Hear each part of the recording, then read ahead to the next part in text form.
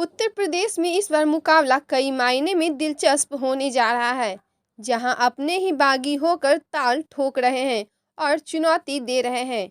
इन्हीं में से एक है स्वामी प्रसाद मौर्य, जो हाल ही में यूपी कैबिनेट से इस्तीफा देकर समाजवादी पार्टी की साइकिल पर सवार हो चुके हैं। उनकी बेटी संघमित्रा मौर्य बीजेपी में है और बदायूं से सांसद है। उन्होंने चुनाव को लेकर दिए इंटरव्यू में बड़ी बेबाकी के साथ अपनी बातें रखी। संघमित्रा ने विधानसभा चुनाव के बारे में कहा कि पार्टी ऊंची सोच रखती है। उन्होंने कहा कि पार्टी बेटी और पिता को आमने सामने ताल ठोकने के लिए नहीं कहेगी, और कहेगी तो मैं बैकफुट पर आ जाऊंगी, पिताजी के सामने ताल नहीं ठोकूंगी। संघमित्रा ने आगे कहा कि बीजेपी से सांसद हूँ, बीजेपी की कार्यकर्ता हूँ, पिताजी से जोड़ना है तो उनकी बेटी हूँ, यह परिचय हो सकता है, उनकी पार्टी से नहीं जुड़ सकते। उन्होंने आगे कहा कि बीजेपी की सांसद हूँ, निश्चित ही कैंपेनिंग बीजेपी के लिए कर रही हूँ, सिर्फ कैंपेन नहीं कर रही। 19 से जैसे बदायूं में परिवर्तन हुआ है, इस चुनाव में भी बदायूं में परिवर्तन देखने को मिलेगा।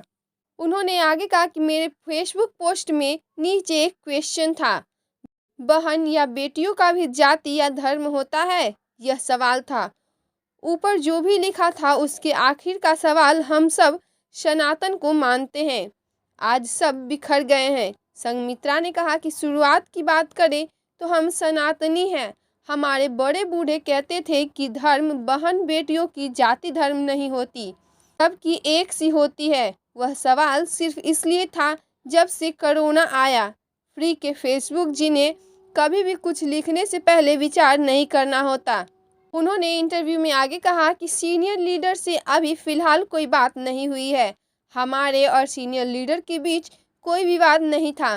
प्रधानमंत्री अपनी बेटी की तरह मानते हैं, बोला है उन्होंने कि बेटी है। पार्टी के राष्ट्रीय अध्यक्ष जेपी नड्डा और गृह मंत्री अमित शाह दीदी बहन जी कहकर बात करते हैं। बहन बेटी का संबंध हमारे बीच है।